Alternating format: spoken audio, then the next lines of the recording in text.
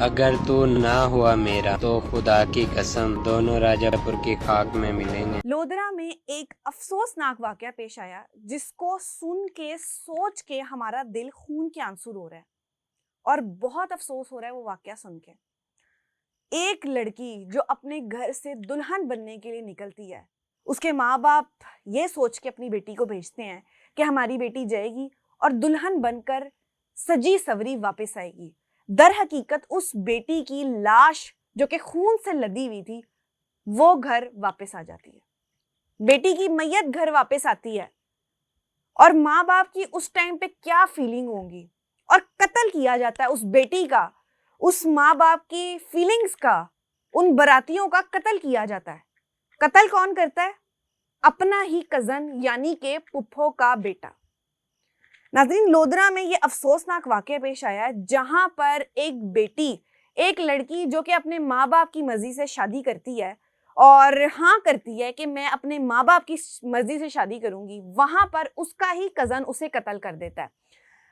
ہوتا یہ ہے کہ وہ لڑکی جو ہے اس کو اس کے پھپھو کا بیٹا پسند کرتا ہے اور وہ اس سے پوچھتا ہے کہ تم میرے سے شادی کرو گی، جس کے بعد وہ کہتی ہے کہ میں اپنے ماں باپ کی مرضی سے شادی کروں گی۔ وہ بار بار رشتہ بھیجتا ہے، ماں باپ اس رشتے سے انکار کر دیتے ہیں۔ ماں باپ اپنی بیٹی سے پوچھتے ہیں کہ کیا تم اس لڑکے سے شادی کرنا چاہتی ہو، جس پہ لڑکی کہتی ہے کہ جو آپ لوگ چاہتے ہیں، یعنی جو میرے والدین چاہتے ہیں میں وہ کروں گی۔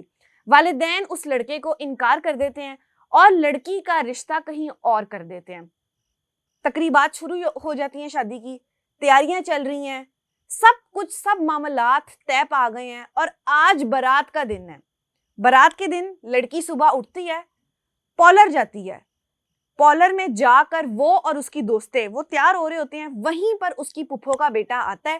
پہلے تو وہ کچھ دیر پارلر کے باہر کھڑا رہتا ہے اور چکر لگاتا رہتا ہے، پارلر کے اندر جانے کی کوشش کرتا ہے لیکن پارلر کے اندر وہ نہیں جا پاتا، پھر دوبارہ مذمت کرتا ہے اور پارلر کے اندر جاتا ہے اور پارلر کا دروازہ بھی اس کی اپنی ہی خالہ کھولتی ہے۔ جب وہ دروازہ کھولتی ہے وہ اندر جاتا ہے، سامنے وہ 20 سال کی لڑکی جس کی شادی تھی، جو کہ دلہن بنی بیٹھی تھی، وہ لڑکا اس سے سوال کرتا ہے کہ کیا تم نے اب بھی مجھ سے شادی نہیں کرنی، جس پہ وہ لڑکی کہتی ہے کہ نہیں، میں نے اپنے والدین کی مرضی سے ہی شادی کرنی ہے اور میں بہت زیادہ خوش ہوں، میں اس رشتے سے، اس شادی سے بہت خوش ہوں، میری چند گھنٹوں میں بارات آ رہی ہے۔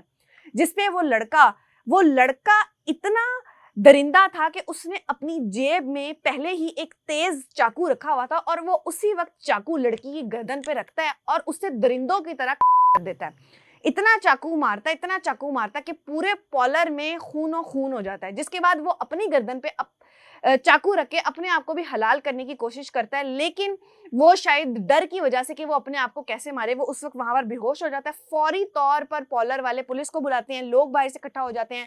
جو ویڈیو وائرل ہے اس میں آپ لوگ دیکھ سکتے ہیں کہ پارلر سے چیخوں کی آوازیں آنا شروع ہو جاتی ہیں۔ جس کے بعد پولیس آتی ہے، پولیس اس لڑکے کو لیتی ہے، اس لاش کو لیتی ہے اور ہاسپٹل چلی جاتی ہے۔ وہ لڑکا ابھی فی الوقت جو ہے ہاسپٹل میں ایڈمٹ ہے اور اسی کے ساتھ ساتھ اس کی جو طبیعت ہے، صحت ہے، وہ خطرے سے باہر ہے۔